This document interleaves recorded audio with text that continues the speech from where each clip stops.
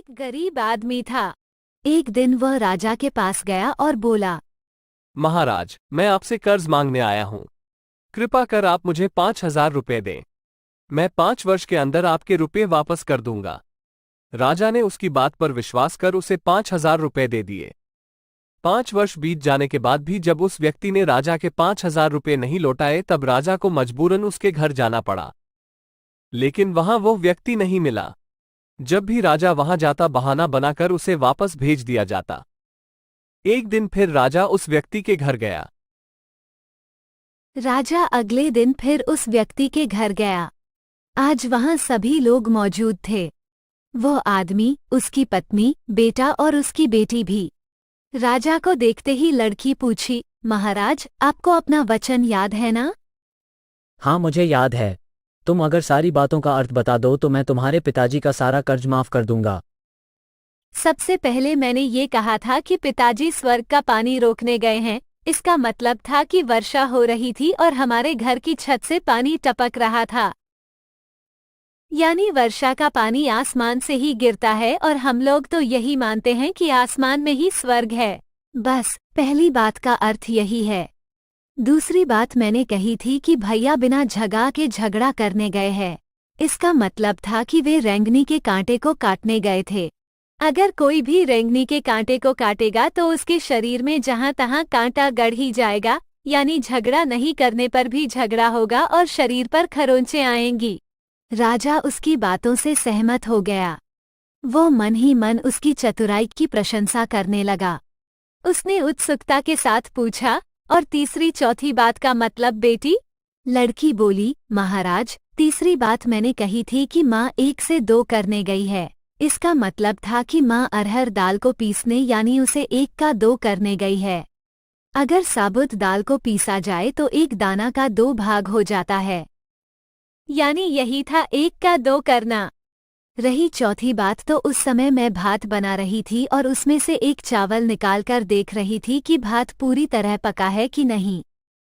इसका मतलब है कि मैं 1 चावल देखकर ही जान जाती कि पूरा चावल पका है कि नहीं। अर्थात चावल के संसार को मैं घर बैठी देख रही थी। ये कहकर लड़की चुप हो गई। राजा सारी बातों का अर्थ जान चुका था। उसे लड़की की बुद्धिमानी भरी बातों ने आश्चर्य में डाल दिया था। बेटी, तुम तो बहुत चतुर हो, पर एक बात समझ में नहीं आई कि यह सारी बातें तो तुम मुझे कल भी बता सकती थी, फिर तुमने मुझे आज क्यों बुलाया? लड़की हंसकर बोली, मैं तो बता ही चुकी हूँ कि कल जब आप आए थे तो मैं भात बना रही थी। अगर मैं आपको अपनी बातों का मतलब समझाने लगती तो भात गीला हो जाता या जल जाता तो माँ मुझे जरूर पीटती। फिर घर में कल कोई भी नहीं था।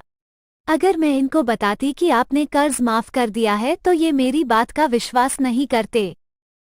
आज स्वयं आपके मुंह से सुनकर कि आपने कर्ज माफ कर दिया है, जहां इन्हें इसका विश्वास हो जाएगा वहीं खुशी भी होगी। राजा लड़की की बात सुनकर बहुत ही प्रसन्न हुआ। बेटी, ये लो अपनी चतुराई का पुरस्कार। तुम्हारे पिताजी का कर्ज तो मैं माफ कर ही चुका हूँ। अब तुम्हें या तुम्हारे घरवालों को मुझसे बहाना नहीं बनाना पड़ेगा। अब तुम लोग निश्चिंत होकर रहो। अगर फिर कभी किसी चीज की जरूरत हो तो बेझिझक होकर मुझसे कहना। राजा अगले दिन फिर उस व्यक्ति के घर गया।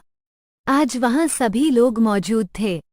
वो आदमी, उसकी पत्नी, बेटा और उसकी बेटी भी। राजा को देखते ही लड़की पूछी, महाराज, आपको अपना वचन याद है ना? हाँ, मुझे याद है।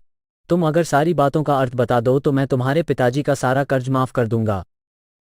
सबसे पहले मैंने ये कहा था कि पिताजी स्वर्ग का पानी रोकने गए हैं। इसका मतलब था कि वर्षा हो रही थी और हमारे घर की छत से पानी टपक रहा था। यानी वर्षा का पानी आसमान से ही गिरता है और हम लोग तो यही मानते हैं कि आसमान में ही स्वर्ग है। बस पहली बात का अर्थ यही है। दूसरी बात मैंने कही थी कि भैया बिना झगा के झगड़ा करने गए हैं। इसका मतलब था कि वे रेंगनी के कांटे को काटने गए थे। अगर कोई भी रेंगनी के कांटे को काटेगा तो उसके शरीर में जहां तहां कांटा गड़ ही जाएगा, यानी झगड़ा नहीं करने पर भी झगड़ा होगा और शरीर पर खरोंचें आएंगी। राजा उसकी बातों से सहमत हो गया। वो मन ही मन उसकी चतुराई की प्रशंसा करने लगा। उसने उत्सुकता के साथ पूछा, और तीसरी चौथी बात का मतलब बेटी? लड़की बोली, महाराज, तीसरी बात मैंने कही थी कि माँ 1 से 2 करने गई है। इसका मतलब था कि माँ अरहर दाल को पीसने यानी उसे 1 का 2 करने गई है। अगर साबुत दाल को पीसा जाए तो 1 दाना का 2 भाग हो जाता है, यानी यही था 1 का 2 करना। रही चौथी बात, तो उस समय मैं भात बना रही थी और उसमें से 1 चावल निकालकर देख रही थी कि भात पूरी तरह पका है कि नहीं। इसका मतलब है कि मैं 1 चावल देखकर ही जान जाती कि पूरा चावल पका है कि नहीं। अर्थात चावल के संसार को मैं घर बैठी देख रही थी। ये कहकर लड़की चुप हो गई। राजा सारी बातों का अर्थ जान चुका था। उसे लड़की की बुद्धिमानी भरी बातों ने आश्चर्य में डाल दिया था। बेटी, तुम तो बहुत चतुर हो, पर एक बात समझ में नहीं आई कि यह सारी बातें तो तुम मुझे कल भी बता सकती थी, फिर तुमने मुझे आज क्यों बुलाया? लड़की हंसकर बोली, मैं तो बता ही चुकी हूँ कि कल जब आप आए थे तो मैं भात बना रही थी। अगर मैं आपको अपनी बातों का मतलब समझाने लगती तो भात गीला हो जाता या जल जाता तो माँ मुझे जरूर पीटती। फिर घर में कल कोई भी नहीं था। अगर मैं इनको बताती कि आपने कर्ज माफ कर दिया है तो ये मेरी बात का विश्वास नहीं करते। आज स्वयं आपके मुंह से सुनकर कि आपने कर्ज माफ कर दिया है, जहां इन्हें इसका विश्वास हो जाएगा वहीं खुशी भी होगी। राजा लड़की की बात सुनकर बहुत ही प्रसन्न हुआ। बेटी, ये लो अपनी चतुराई का पुरस्कार। तुम्हारे पिताजी का कर्ज तो मैं माफ कर ही चुका हूँ।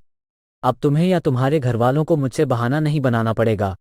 अब तुम लोग निश्चिंत होकर रहो। अगर फिर कभी किसी चीज की जरूरत हो तो बेझिझक होकर मुझसे कहना।